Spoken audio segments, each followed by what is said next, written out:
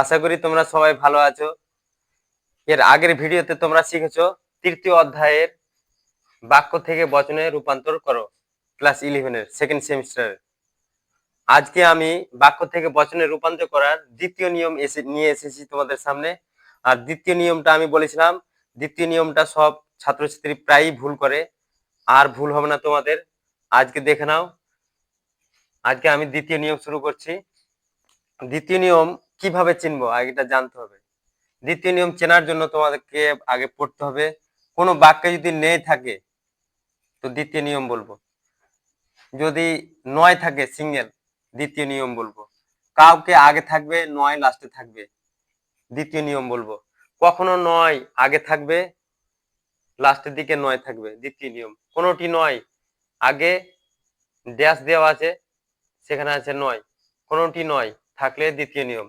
এভাবে কোনো দিনও নয়, একটিও নয়, একজনও নয়, একসঙ্গে নয়, কোনোভাবে নয়, কোনো মতে নয়, হ্যাঁ, কোনো ব্যক্তিও নয়, এভাবে কয়েক হতে পারে না। এইসব ওয়ার্ড যদি কোনো বাক্যে দেখতে পাই, কয় নম্বর নিয়ম বলবো? 2 নম্বর। কয় নম্বর নিয়ম? 2 নম্বর।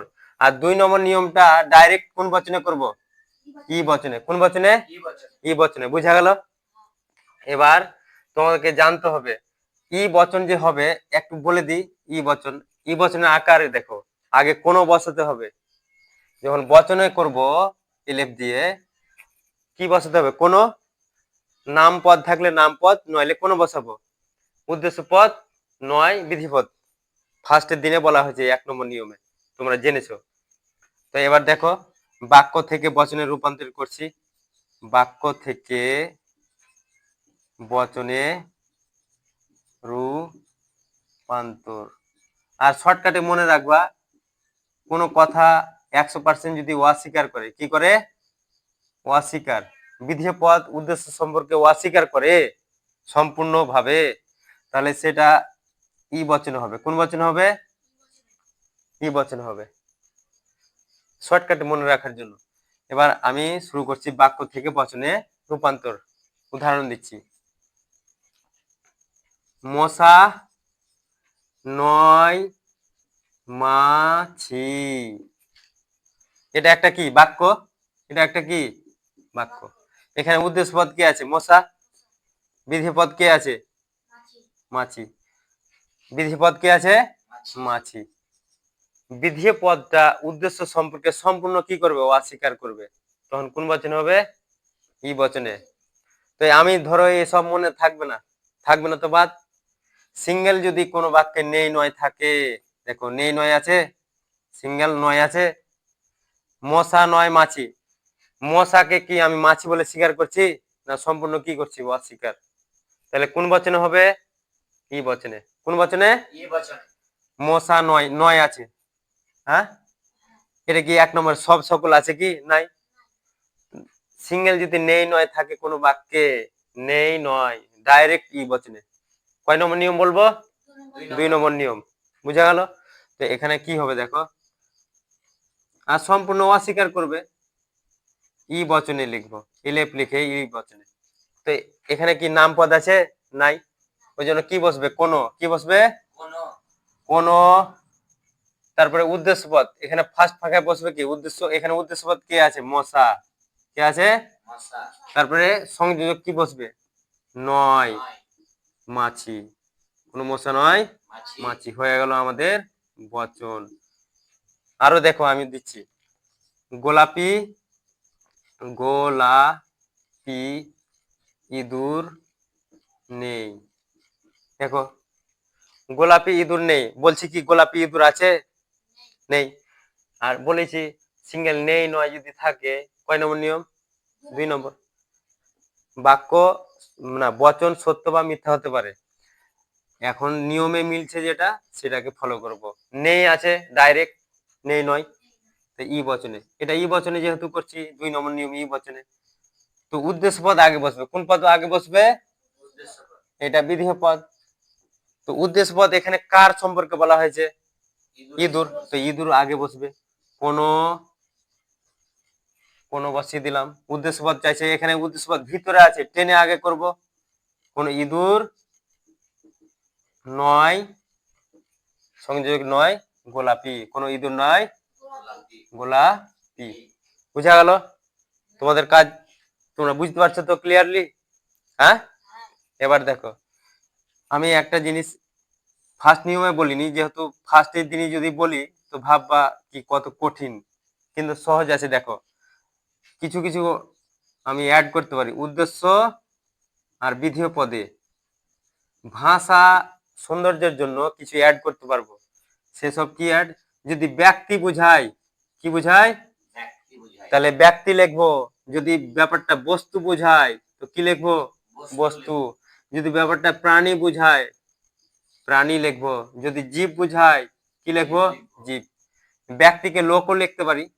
হ্যাঁ, এসব আমি কিসে অ্যাড করব? উদ্দেশ্য বা বিধেয় পদে অ্যাড করতে পারি। তুমি যা কিছু অ্যাড করতে পারো বচন করার সময়, কিন্তু মাথায় রাখতে হবে বাক্য থেকে বচনে করার সময় বাক্য আর বচনের মানে যেন একই থাকে। তুমি যা ইচ্ছা লাগিয়ে দাও, বাক্য আর বচনের মানে যেন একই থাকে। দেখো এবার দেখো আর একটা জিনিস বলবো, যদি ভাষা মিলাতে না পারো, হয় আর নয়ের সংযোজক কি আছে? একটা হয় আর একটা কি নয়। ভাষা যদি না মিলাতে পারো বিধেয় পদে, এটা সমস্যা হয় বিধেয় পদের জন্য।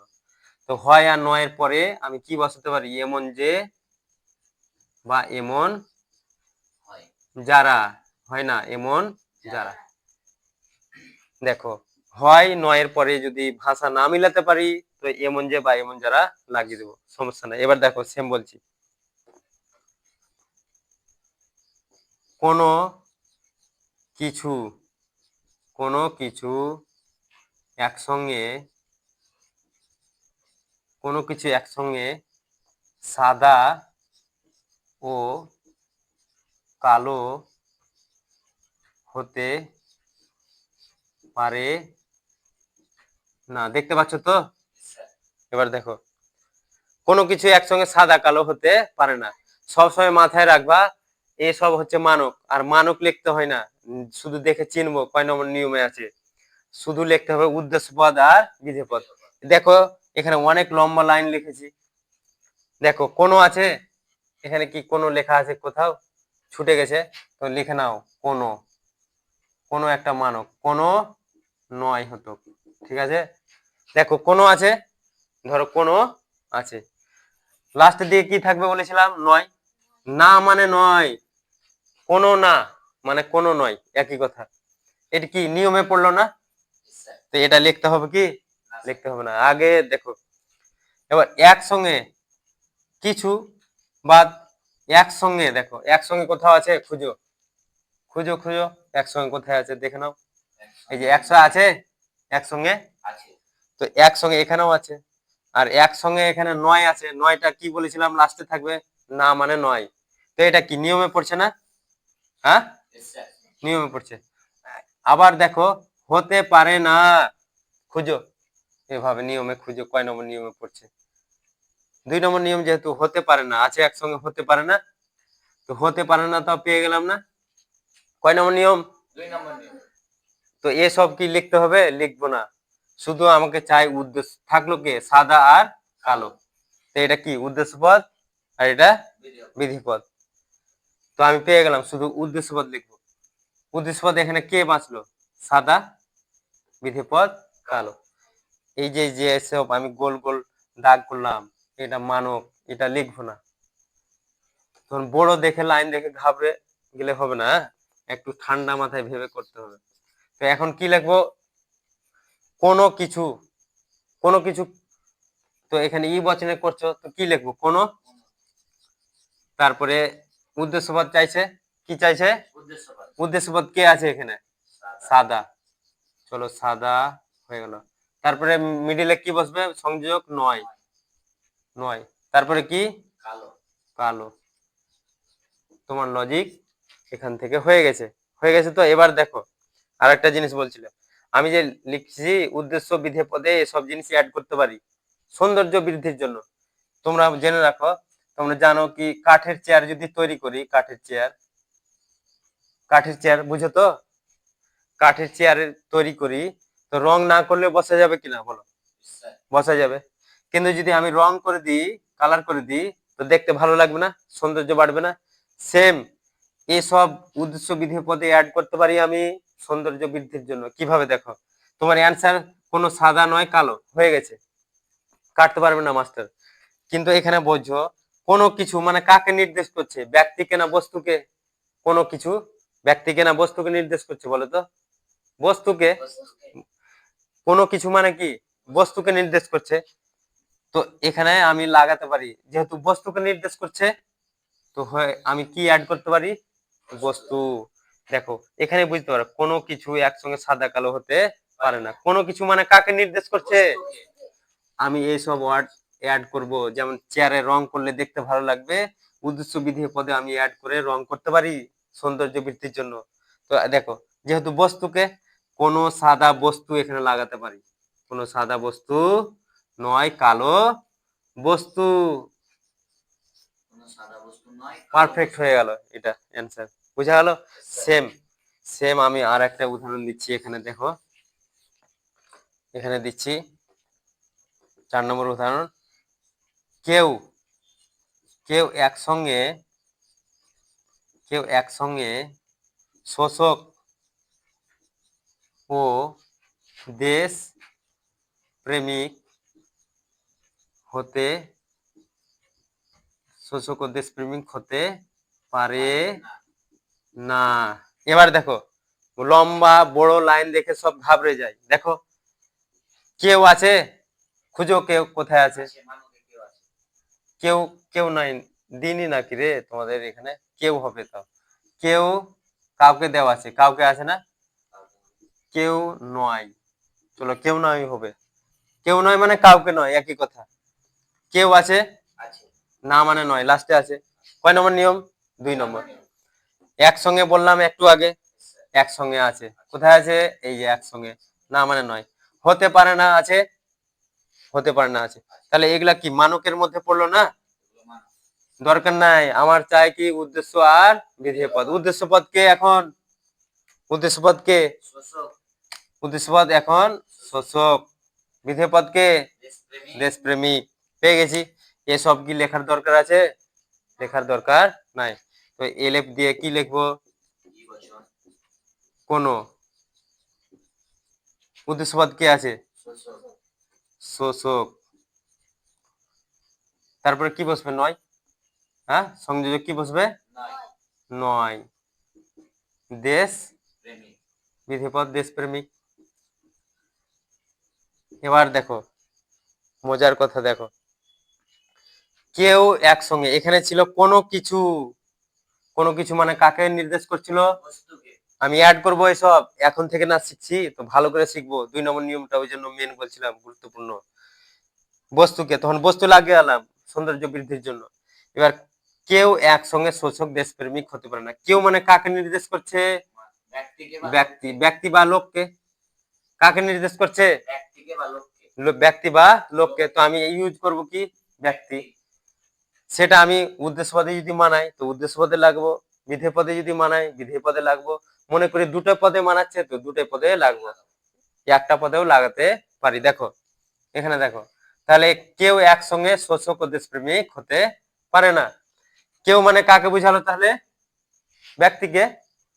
তো এবার লেখো কোন শোষক নয় দেশপ্রেমিক, হয়ে গেছে। আমি সৌন্দর্য বাড়াবো। কোন শোষক কি? ব্যক্তি। কোন শোষক ব্যক্তি নয় দেশপ্রেমিক। কোন শোষক ব্যক্তি নয়, এটা কি না? এটা একটু ভালো হয়ে গেল, বুঝা গেল? হ্যাঁ, এটাই মাথায় রাখলে না একটাও ছুটবে না তোমাদের। আর একটা বুঝাচ্ছি, এই যে এখানে দেখো স্টারে লেখা আছে নাম পদ এবং না বাচক হলে কোন বচন হবে? ই বচনে। রবীন্দ্রনাথ, রবীন্দ্রনাথ নয় বিজ্ঞানী, রবীন্দ্রনাথ নয় বিজ্ঞানী। তো রবীন্দ্রনাথ নয় বিজ্ঞানী আছে, এটা কি নাম না? হ্যাঁ, তো নাম থাকলে কি নাম পদ, আর নাম পদ থাকলে আর যদি নাবাচক হয় তাহলে কোন বচন হবে? বাক্যটা কি নাবাচক না? নয় আছে, ওই জন্য কোন বচনে করবো? ডাইরেক্ট। বুঝা গেল নাম পদ। তো এখানে হবে কোনো বসবে না নাম পদ বসবে এবার বলো, যেহেতু নাম আছে। হ্যাঁ, ভেরি গুড, ঠিক আছে, একবারে খুব সুন্দর। এবার কি বসবেন, ও আমি মিস্টেক করছি, কি বসবে এখানে? নাম পদ। কে আছে? রবীন্দ্রনাথ, রবীন্দ্রনাথ হয়েছে। তারপরে কি বসবে? দেখো, যারা মানসম্মানীয় ব্যক্তি তাদের ক্ষেত্রে নয়ের জায়গায় ননও লিখতে পারি, হয়ের জায়গায় হনও লিখতে পারি, সংযোজক। হ্যাঁ, তো চলো, তোমাদের মনে যদি না থাকে নয় লিখে দাও, সমস্যা নাই। রবীন্দ্রনাথ নয় বিজ্ঞানী, বিধেয় পদ। নাম থাকলে নাম ডাইরেক্ট বসবে, তারপরে নয় বসবে, তারপরে বিধেয় পদ বিজ্ঞানী বসে গেল। বুঝা গেল? আর একটা দিয়ে দিই। আর কি দিব, এখান থেকে তোমাদের হয়ে যাবে 2 নম্বর নিয়ম, তাহলে আর কোনোদিন ভুলবো না। এখান থেকে 2 নম্বর নিয়ম খুবই বাড়িতে প্র্যাকটিস করবা, আর আমাকে তোমরা হোমওয়ার্ক দিব, তখন দেখাবা। আর তোমরাও কমেন্টে জানাবা কি সমস্যা, কি লজিকটা পারছো না, আমাকে অবশ্যই জানাবে ভিডিওতে। আর এখন হচ্ছে আবহাওয়া একটু চেঞ্জ হয়েছে, ঠান্ডা ঠান্ডা ভাব লাগছে, তোমরা সতর্ক হয়ে থাকবা। আর যারা ভিডিওতে দেখছো ক্লাস, তোমাদের দিকের আবহাওয়া সম্পর্কে কেমন ধারণা রয়েছে কমেন্টে জানাবা। ভালো থেকো সবাই, থ্যাংক ইউ।